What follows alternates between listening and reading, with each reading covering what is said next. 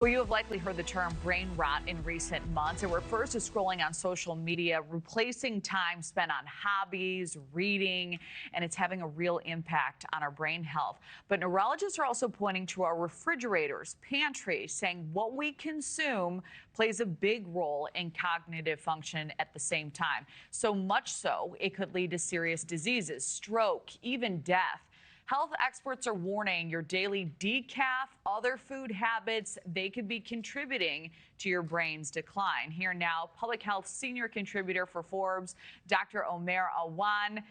Doctor, good morning to you. This is pretty serious. So we're talking about decaf coffee, beer, soda. These are just some of the drinks that scientists list here as harmful to our brains. Would you mind walking us through what everyday Americans should be looking for on grocery store shelves? What ingredients should we avoid and why? Absolutely. Good morning, Kelly. Really fascinating topic and story.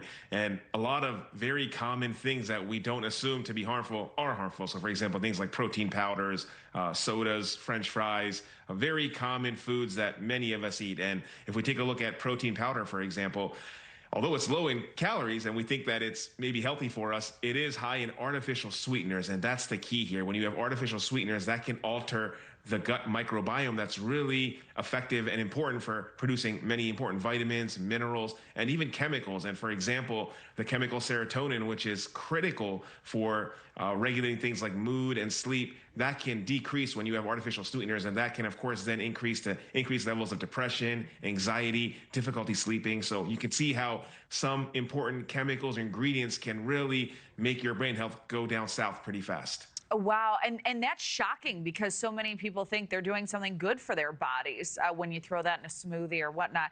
You know, margarine, that was another one that scientists say avoid completely. So do you mind making the case for why the real thing is better? Yeah, so margarine is very high in trans fat. And when you have foods that are high in trans fat, that can result in increased inflammation. It can narrow your blood vessels that supply the brain. And when that happens, that can increase, of course, your risk of stroke, your risk of dementia, and poor brain health overall. So a better alternative would be to turn to maybe olive oil or real butter. And that's what you should really look for if you really want to stay healthy. Now, this one's a little bit more recent, some new age concoctions here. Many states now legalizing cannabis. Doctors are warning that cannabis-infused foods, though, can actually do some serious damage as well. So what's the reasoning behind that advice? So somewhat similar to what we talked about margarine. So, cannabis, the active ingredient there is THC, and that can really narrow your vessels, particularly your arteries that supply blood to your brain. And that can exacerbate things like migraine headaches, because we know that migraine headaches are a result from, potentially decreased blood supply to the brain, also increasing your risk of stroke and dementia. And the thing that's important here is that this can affect otherwise healthy young individuals who have no other medical conditions. So, a young person, imagine a young person eating like a brownie, as you're showing right now, that has, cannabis or marijuana in it. That can really have a devastating effect on that person's health by exacerbating migraines and potentially increasing their risk for dementia. Yeah, well, that's certainly important to note. And, to close out here, maybe the least surprising, French fries. Doctor, are these totally off the table?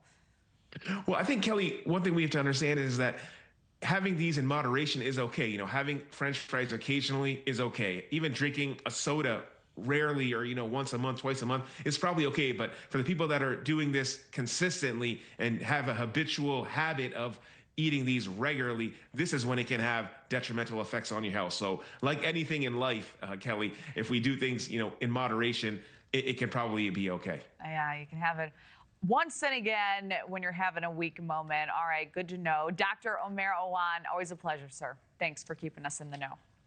My pleasure. Thanks, Kelly.